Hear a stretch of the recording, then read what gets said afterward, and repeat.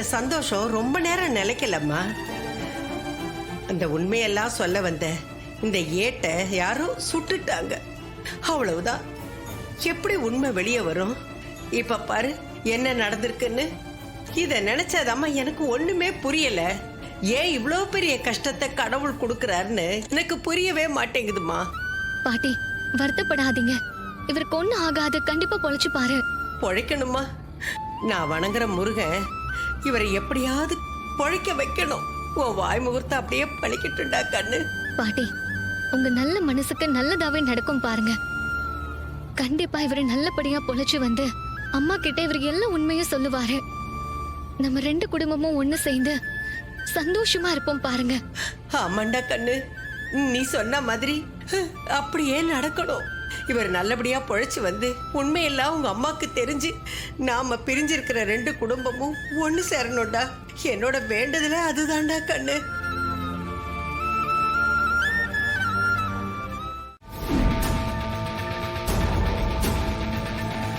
துர்கா கல்யாணத்துல ஏன் இவ்ளோ பிரச்சனை வருதுன்னே எனக்கு புரியல சந்திரா. முதல்ல அந்த நவீனால பிரச்சனை, அப்புறம் அந்த கிழவியால பிரச்சனை.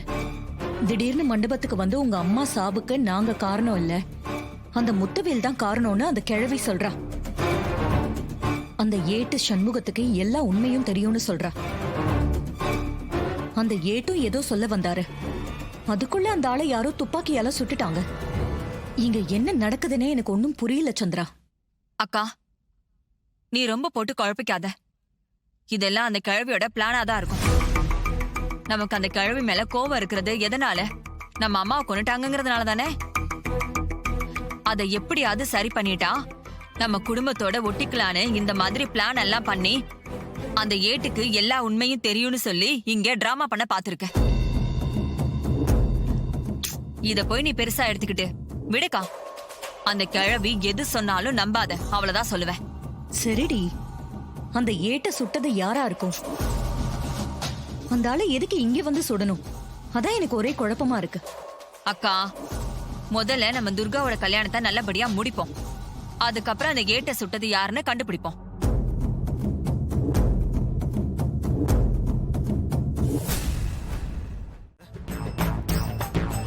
நீ என்னை ஏமாத்துவ, அதை பார்த்துட்டு நான் சும்மா இருக்கணுமா? அதுக்கு நான் நியாயம் கேட்க தான் வந்திருக்கேன். ஹேய், இப்ப நான் உன்னை என்னடி பெருசா ஏமாத்திட்டேன்? நியாயம் கேட்க வந்திருக்க? என்ன காதலிச்சு கர்ப்பமாக்கிட்டு வேறொரு பொண்ணை கல்யாணம் பண்ண பாக்குறியே, அதுக்கு பேர் ஏமாத்து வேலை இல்லையா?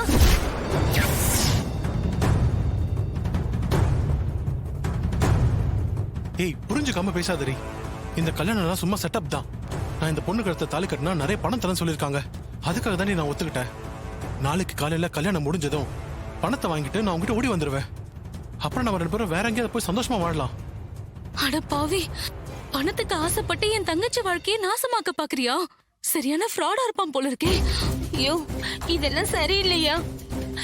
உன் குழந்தை இப்ப என் வயித்துல வளருதுயா.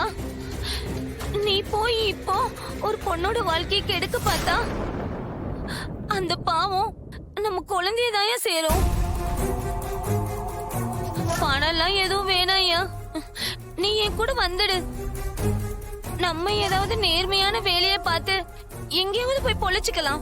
ஏய், புரியாம பேசாத. மாப்பிள்ளை நடிக்கிறதுக்கு ஒத்துக்கிட்டு வந்துட்டேன். பாதியில எப்படி வர்றது? அதோட நடிக்கிறதுக்கு நல்ல அமௌண்ட் தரேன்னு சொல்லிருக்காங்கடி. ஏய், இந்த காலத்துல பணம் எவ்வளவு முக்கியம்னு தெரியுமா தெரியாத உனக்கு? நான் நாளைக்கு கல்யாணம் முடிஞ்சதும் பணத்தோட வரேன், நீ கிளம்பு. ஐயோ, இது பாவ பணம்யா, நான் வேணான்னு சொல்றேன். நீ என்னடா பணத்திலேயே குறியா இருக்கியா? பாவ பணத்தை வாங்கிட்டு போய் நம்ம நிம்மதியாவே வாழ முடியாது. சொன்னா கேளியா? ஏய், எனக்கே அட்வைஸ் பண்றியா நீ? சும்மா தேவையில்லாததெல்லாம் பேசிட்டு இருக்காத. யாராவது பார்த்துட்டா பிரச்சனை ஆயிடும். ஏய், முதல்ல இருந்து கிளம்புடி. டேய், பணத்துக்காக என்ன வேணாலும் பண்ணுவியா? உன்னை சும்மா விட மாட்டேன்டா. இல்ல, நான் போக மாட்டேன். நீ வந்தாதான் நான் போவேன். பேசாம என் கூட நீ வந்துடு, நம்ம போயிடலாம். என்ன எனக்கே ஆர்டர் போடுறியா? இப்ப நீங்க இருந்து போல கொன்னுடுவ உன்னை. என் கண்ணு முன்னாடி நிக்காத, போடி. ஏய், இந்த அலுவலகம் எல்லாம் வச்சுக்காதரி. அப்புறம் எனக்கு கோவம் தான் என்ன பண்ணுவனே தெரியாது. ஏய், மரியாதை போடி போன்றல.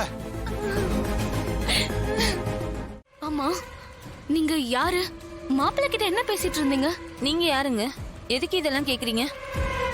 நான் பொண்ணோட அக்கா. நீங்க மாப்பிள்ளை கிட்ட பேசி அழுதுகிட்டு இருந்ததை நான் பார்த்தேன். அதான் என்ன விஷயம்னு கேட்கலான்னு வந்தேன். அவன் ரொம்ப மோசமானவன்மா. அவனுக்கு உங்க தங்கச்சி கட்டி கொடுத்துறாதீங்க.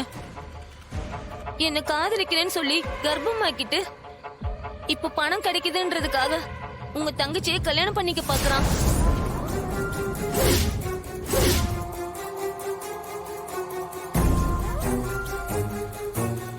நானும் அவனுக்கு எவ்வளவோ நல்ல விதமா சொல்லி பார்த்துட்டேன்.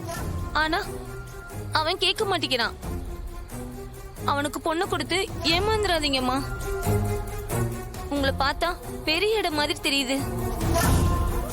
அவனை பத்தி தீர விசாரிக்காம எப்படி கல்யாணம் பண்ணி வைக்க சம்மதிச்சீங்கன்னு எனக்கு தெரியல. நீங்க சொல்றது சரிதான். தீர விசாரிக்காம விட்டது எங்க தப்புதான். இப்பதான் உண்மை தெரிஞ்சு போச்சுல. நீங்க வந்து அந்த பொறுக்கி பத்தின எல்லா விஷயத்தையும் எங்க அம்மா கிட்ட சொல்லிடுங்களேன். அவங்க இந்த கல்யாணத்தை எப்படியாவது நிறுத்திடுவாங்க. என் தங்கச்சி லைஃபையும் காப்பாத்திரலாம். இல்லைங்க, அது என்னால முடியாது. ஏன் முடியாது? இப்ப என்கிட்ட சொன்னதை என் அம்மா கிட்ட சொல்ல போறீங்க, அவ்வளவுதானே? இல்லைங்க, உங்க அம்மா கிட்ட சொல்லி இந்த கல்யாணம் நின்னு போனா அவன் என்ன சும்மா விட மாட்டான். என்னையும் என் குழந்தையும் கொன்னுடுவான். தயவு செஞ்சு என்னை விட்டுடுங்க. வேற வகையில இந்த கல்யாணத்தை எப்படியாவது நிறுத்தி உங்க தங்கச்சியோட வாழ்க்கையை காப்பாத்த பாருங்க. நான் வரேன்.